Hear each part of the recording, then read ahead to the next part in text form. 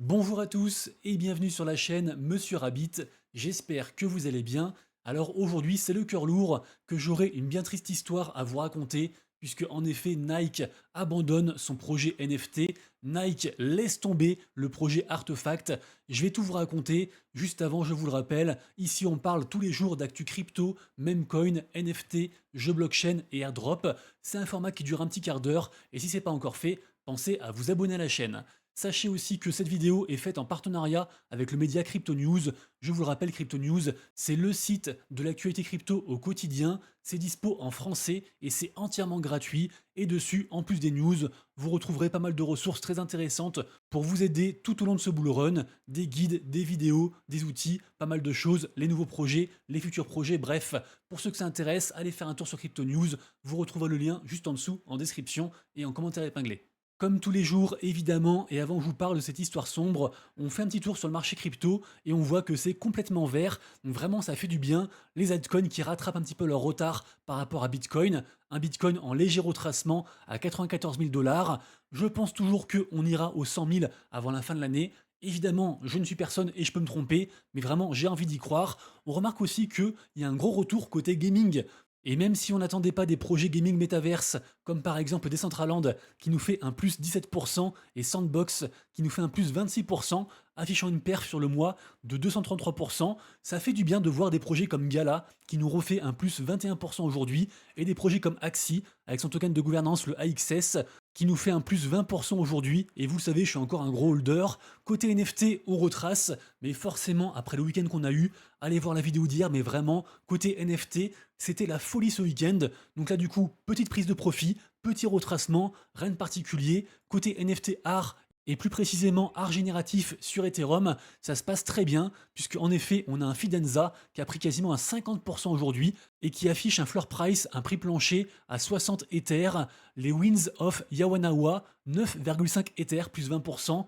Chromie Squiggle, de l'immense artiste Snowfro, qui gère la plateforme d'art génératif Artblock, qui fait pareil un plus 17%, et un NFT coûte 6,4 Ether, et bien sûr les autoglyphes, la collection d'art la plus chère, qui reste toujours à la 10e place, et qui a un floor price à quasiment 100 Ether. Donc vraiment côté NFT artistique, pour l'instant ça sent très très bon. Également aussi vous le savez côté memecoin, il y a une grosse tendance actuelle qui s'appelle les agents AI, j'en parle régulièrement. Et pour ceux qui ne savent pas encore ce que c'est, vous marquez agent IA dans la barre de recherche ici sur ma chaîne YouTube et vous retrouverez pas mal de vidéos, notamment celle que j'ai faite il y a 3 jours par rapport à un agent IA qui a donné 47 000 dollars à un mec parce qu'il lui a demandé, vraiment assez fou. Bref, les agents IA permettent plein d'interactions avec les gens et en général, un agent intelligence artificielle gère la crypto qui lui est associée, la crypto, enfin le même coin plutôt, parce que vraiment on est dans le cadre des mêmes coins. L'agent AI du moment s'appelle AIXBT. Il vient d'ailleurs de dépasser l'agent Zerebro, qui avait lui-même dépassé l'agent GOAT. Vraiment, c'est une histoire de tendance tout ça. Bref, AIXBT a refait du coup un nouvel ATH, et pour l'instant on est sur un market cap à quasiment 300 millions. Donc vraiment, ça pèse lourd. Et cet agent s'est plus ou moins fait manipuler par un mec de la commu, puisque n'importe qui peut discuter avec un agent, notamment sur Twitter, et donc AXBT a créé son premier token, son premier memecoin, et à l'en croire, le dernier, et ce memecoin est en train de cartonner, donc c'est le chaos, et pour l'instant, il a un market cap de 15 millions, il a fait un plus 150 000% aujourd'hui, donc vraiment du gros n'importe quoi. Cette tendance AI, agent AI, est bien sûr toujours à surveiller. La tendance memecoin TikTok reste aussi à surveiller. D'ailleurs, aujourd'hui, on a une femme qui, sur le média Fox News, un immense média aux États-Unis, a chillé à la fois donc le Bitcoin, évidemment, mais aussi deux mêmes coins, le PP, qu'on connaît tous, qui est pour l'instant la crypto numéro 22 dans les cryptos les plus capitalisées. Et moi, je crois très fort au PP pour ce cycle, parce que je pense que tous les nouveaux vont en acheter quand ils vont arriver dans ce marché, une fois que le Bitcoin aura atteint les 100 000. Et également aussi, elle a parlé du Chill Guy, donc la fameuse crypto qui est leader de la tendance memecoin TikTok. Pour l'instant, elle est capitalisée à 440 millions de market cap. Elle n'est pas encore listée partout. Beaucoup de gens pensent, y compris moi, qu'elle sera listée en spot sur Binance et que suite à ce listing, la crypto devrait de nouveau exploser. Après, bien sûr, retenez bien que ce genre de move, c'est toujours très risqué et ça se trouve, ça va faire un divisé par 2 ou par 3 avant que ce soit listé. Donc attention à vous. Et dernière chose, hier soir, on a une baleine qui a acheté pour 1 million de dollars de token Mishi en une seule fois, provoquant donc une immense mèche. Ce même coin s'inscrit dans la tendance Shamem Coin Et ce qu'il faut savoir, c'est que cette baleine avait aussi acheté du Mudeng, et après le Mudeng a été listé sur, je crois, Coinbase. Donc peut-être que il s'agit d'un wallet d'insider qui a l'info que le Michi sera listé quelque part. Je ne sais pas. En tout cas, voilà. Quand quelqu'un dépose 1 million de dollars sur un token pas très capitalisé, on est sur du 121 millions, bah c'est un truc, je pense, à surveiller. Et c'est donc pour ça que je vous en parle. Et ensuite, une info gaming. Et après, on parlera de Artefact et de Nike. Portal, c'est un très gros projet. J'en parlais beaucoup il y a environ, je crois, 6-8 mois, notamment parce qu'ils avaient fait une immense campagne de marketing et de airdrop sur Twitter, où en gros fallait like RT les posts de Portal, plus taguer Portal en créant des posts. Du coup, il y en avait partout, c'était hallucinant. Ce airdrop était complètement gratuit, et moi perso, j'avais chopé plusieurs milliers de dollars. Le token Portal depuis s'est pas mal écroulé, mais là en fait, il a fait un beau rebond. En effet, là, il a 0,46 dollars, donc c'est plus qu'un x2 par rapport à son plus bas du 5 novembre. Et pourquoi du coup ça monte? Eh bien en fait, Portal vient de sortir leur hub gaming. Je vous le rappelle, Portal, en fait, ils veulent finalement relier tous les écosystèmes gaming, à la fois Web 2 et Web 3. Pour ce faire, ils viennent donc juste de sortir leur agrégateur de plein de projets, selon eux les meilleurs projets de l'écosystème. Également aussi leur coin vise à tout relier, de même que leur wallet cross-chain qui vient lui aussi tout juste de sortir. Également aussi, on le voit à droite, apparemment on peut gagner du Portal en interagissant et en faisant des quêtes régulièrement, chaque semaine. Donc affaire à suivre par rapport à tout ça. Également aussi, je le rappelle, on peut stacker du Portal pour participer à différents launch pool et launchpad gaming. Donc voilà, vraiment très gros projet qui commence à refaire du marketing, qui commence à redélivrer. Et quand je me rappelle la grosse hype qu'on a connue par rapport à ce projet, donc il y a plusieurs mois, comme je disais, je pense que c'est un truc à surveiller actuellement. Alors voilà, ICJ Artefact, la boîte Web3 qui avait été rachetée par Nike et qui était tellement prometteuse. Nike dans le Web3, c'était une dinguerie. Et voilà, c'est terminé. Donc communication officielle de la part de Nike, en plus à un timing horrible, parce qu'on l'a vu ensemble, le marché NFT reprend des couleurs, mais on imagine que pour une entreprise de la taille de Nike, la décision a dû être actée depuis bien longtemps, et donc là, elle est rendue officielle. Pour faire simple, toutes les activités de RTFKT, qu'on prononce Artefact, sont arrêtées. Toutes. La seule chose, on va dire Web3 qui reste par rapport à Nike, c'est Swoosh, qui va regrouper les expériences digitales de Nike, mais ils l'ont dit, il y aura une dernière collection qui va arriver en décembre pour fêter entre guillemets le parcours de Artefact et de Nike, un truc pour célébrer tout ça. Pas ouf, bref, et après, ce sera terminé, terminado, il n'y aura plus de NFT Nike jusqu'à nouvel ordre, en tout cas voilà, c'est ce qu'ils disent, et on imagine aisément que cette décision fait suite à la fois au bear market, et donc aussi à moins de demandes côté NFT, mais aussi aux propres difficultés de Nike, parce qu'apparemment là, ils sont un peu dans la sauce, et ils font moins de chiffre d'affaires, donc voilà, ils se débarrassent des branches entre guillemets inutiles, une fois de plus, très dommage pour le timing, puisque je me répète, le marché NFT reprend des couleurs, mais surtout, on est en début de bull run. Et un exemple, ce week-end, les NFT ont explosé, et la collection principale de Artefact, les célèbres Clonix, avait pumpé jusqu'à quasiment un Ether ce week-end, et forcément la suite à l'annonce, bah vous le voyez, moins 41%, et on est sur un 0,33, et encore, c'est descendu genre à 0,2 ETH. Et là, je trouve que pour une collection avec une supply, une quantité de quasiment 20 000, je trouve qu'à 0,33, on s'en sort pas si mal. Mais vous le verrez, il y a une raison et on en parle à la fin. En tout cas, cette collection, comme tout NFT, ne va pas disparaître. Ils le disent dans leur communication officielle, Artefact isn't ending, donc Artefact ne se termine pas, ça devient ce que ça a toujours été, à savoir donc un artefact, un souvenir de la révolution culturelle. Donc évidemment, du pipeau, ils arrêtent tout et c'est terminé. Par contre, effectivement, la collection reste sur la blockchain et donc demeure pour l'éternité, entre guillemets, en mode souvenir. Également aussi, rappelez-vous, on avait les Animus.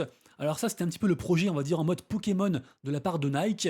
Évidemment donc, d'ailleurs on le voit sur l'image de Beeple au début, on a une petite tombe Animus ici. Animus, c'est évidemment aussi mort. Donc voilà, ça fait partie du artefact, donc c'est terminé. Les NFT coûtent quasiment plus rien.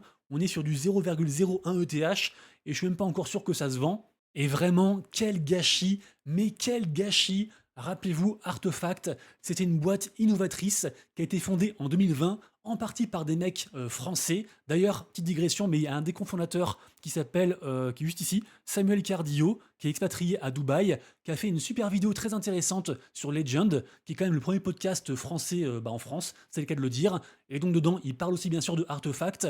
Alors à la base, donc Artefact, c'était un peu, on va dire, la team innovante qui font des NFT en 3D, qui ont une belle vision, qui ont des bonnes communications, des bons contacts. Bref, il y a tout pour réussir, tellement qu'ils attirent le regard de Nike.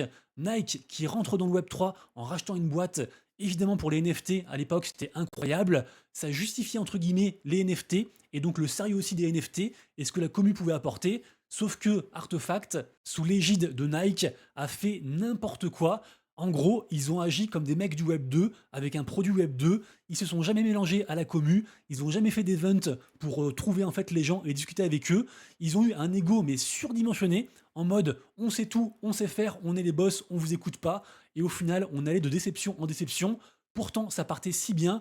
À l'époque, je crois qu'avant le rachat, Artefact avait généré un CA de 100 millions de dollars. Alors au final, donc l'équipe avec les Français, on ne sait pas trop combien ils ont vendu Artefact à Nike. Ils ont dû se faire des couilles en or. Certains parlent de plusieurs centaines de millions de dollars. Au total, Artefact a apporté environ, je crois, 50 millions de dollars à Nike, donc sûrement moins cher du coup que leur coût d'acquisition.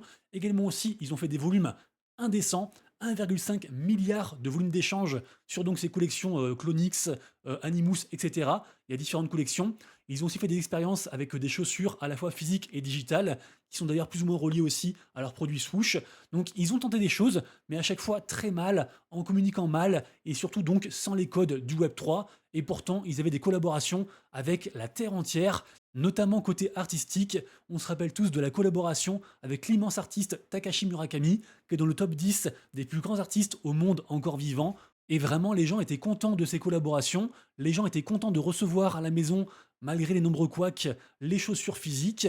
Donc Nike avait dans ses mains un produit vraiment de l'or en barre, et ils ont fait n'importe quoi. Donc vraiment, ils ont repoussé les mises à jour, ils ont menti à la commu. D'ailleurs, en fait, cette vente était finalement, enfin cet arrêt, pardon, était finalement plus ou moins décrété depuis un moment, parce qu'il y avait des rumeurs. On se rappelle notamment des infos qui avaient été révélées par différents influenceurs sur donc cet arrêt de la part de Nike sur le produit Artefact.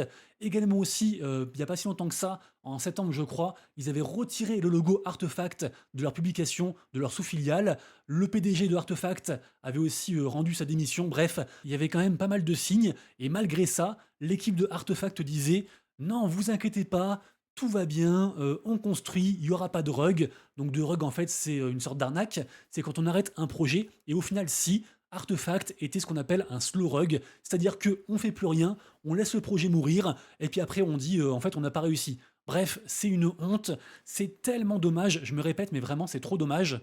Et Artefact rejoint la liste sans fin de toutes ces boîtes Web 2, notamment dans les chaussures, qui ont voulu faire donc des choses dans le Web 3, des NFT, de la crypto, etc. et qui au final se sont foirés, ont déçu la commu, mais par contre ont quand même retiré un max d'argent. On se rappelle bien sûr des NFT de Lacoste, qui pareil aussi, j'avais fait une vidéo dessus, s'est arrêté donc cet été. Les NFT Lacoste, ça ne vaut plus rien. 0,0055 Ether, 0,004 pour la seconde collection. Notons tout de même qu'il reste Adidas encore dans le game des NFT et du Web3. Donc je leur tire mon chapeau parce que Adidas, même si les NFT avaient beaucoup baissé, là actuellement ils sont à 0,10. Ils ont quand même pris un plus 85% avec le récent pump du marché NFT. Et bah Adidas, ils sont toujours là. Ils continuent à faire des choses. Ils avaient fait un partenariat aussi avec les Bored Ape, les singes NFT. Donc bravo Adidas. J'espère que ça va pas se terminer comme tout le reste, et encore plus quand c'est une boîte française, puisque Artefact à la base était quasiment française, même si elle a été rachetée après par Nike un an après, en 2021. Il reste tout de même une lueur d'espoir, et c'est pour ça que je pense que le prix des NFT n'a pas drastiquement baissé, outre le côté souvenir. C'est qu'en fait, il y a différentes propositions de la part d'influenceurs, de groupes, de VC, etc., des gens qui ont beaucoup d'argent, pour acquérir l'IP Artefact, et donc redonner entre guillemets la collection à la commu et en faire quelque chose. Donc ça se compte entre, j'ai vu 200 000 dollars et parfois plusieurs millions. À voir si du coup Nike va vouloir redonner l'IP à quelqu'un d'autre. Mais le souci, c'est que Nike, ça reste une très grosse boîte et les décisions sont très longues à prendre. Donc même si ça se fait, et je pense que ça se fera pas parce que Nike en fait voudra pas s'abaisser à ça entre guillemets. Mais même si ça se fait, ce sera pas avant plusieurs mois. Donc je pense que la collection a le temps de vraiment baisser. Et moi perso, et ça n'engage que moi, si ça redescend genre vers 0,1 ETH, bah je rachèterai, sachant que moi j'ai dumpé les miens, j'ai vendu les miens au cours du dump à je crois 0,45 Ether, un truc comme ça, avec vraiment une grosse déception. Mais bien sûr, même si moi je suis pessimiste, on n'oublie pas que dans le monde du Web3, tout est possible, c'est un monde de fous. On se rappelle, Lucanets avait racheté l'IP Pudgy Penguins, ça valait que dalle à l'époque, c'était une boîte qui allait disparaître, et maintenant c'est une des meilleures collections NFT, avec un floor price, un prix plancher à 14 Ethers. Également aussi, Yuga Labs, le géant qui est derrière les Bored Ape, avait racheté les Moonbirds, d'un mec qui a quitté l'écosystème et qui s'est fait des millions sur la commu. Au final, les Moonbirds, bon, ça reste de la merde, mais voilà, ils ont quand même racheté le truc et la collection n'est pas morte et ça coûte 0,57 Ether. D'ailleurs, petite digression, mais Yuga Labs, on l'a appris aujourd'hui, vient d'acquérir Token Proof, qui est une boîte qui permet de faire le lien entre le Web 3 et le Web 2 via des solutions, ce qu'on appelle token gated. Par exemple, ça peut être, je sais pas, une place de concert qui est associée à un NFT et qui après donne des avantages une fois qu'on est allé au concert. Ça peut être un polo ou je sais pas, une montre avec un jumeau digital sur la blockchain, avec pareil aussi différents avantages. Bref, pas mal de choses. Du coup, bravo à Yuga Labs. Pour terminer, on se rappellera qu'au final, ceux qui l'ont dans le cul, c'est la commu évidemment. Les Clonix, à l'époque, ça valait plus de 20 Ethers de floor price en 2022. Et vraiment, c'était une très belle collection. Je me répète, mais un immense gâchis de la part de Nike. D'autant que, si on croit dans le futur de la blockchain et que les cryptos et les NFT seront omniprésents, bah vraiment, quel dommage de perdre ce produit. Vraiment, quel gâchis. Ils avaient une pépite et puis ils ont fait de la merde. Et bien sûr, on n'oublie pas les gens qui avaient acheté des NFT très très rares à l'époque. À l'époque, vraiment, on perdait la tête. Par exemple, ce mec a acheté donc ce NFT Clonix pour 350 000 dollars. 2 jours après, il a refusé une offre à 2,5 millions de dollars. Et maintenant, ça vaut quasiment rien. Également aussi Ruskov, un gars bien connu de la communauté française qui anime un podcast tous les jours qui s'appelle Small Talk, où ça parle beaucoup de memecoin et aussi parfois de NFT. Donc en fait, lui pareil aussi, il avait reçu une offre à, voilà, à 143 000 dollars qu'il avait refusé. Et en plus, c'était à l'époque, donc depuis l'Ether a pris en valeur. Et donc voilà. Donc des gens ont perdu beaucoup d'argent. Nike nous a clairement chié à la gueule.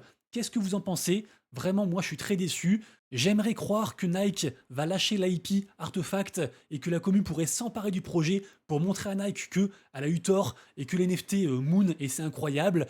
J'aimerais vraiment y croire, mais comme je vous l'ai dit, j'ai quand même beaucoup de doutes par rapport à ça. Bon, j'espère que cette vidéo un peu spéciale vous a plu. J'ai été obligé de marquer le coup parce que Clonix, ça a marqué un peu l'histoire et le cycle des NFT. Si vous avez aimé la vidéo, pensez à liker. On se retrouve demain pour une prochaine vidéo. Et d'ici là, prenez soin de vous, de vos proches et de vos wallets. C'était Monsieur Rabbit. Ciao.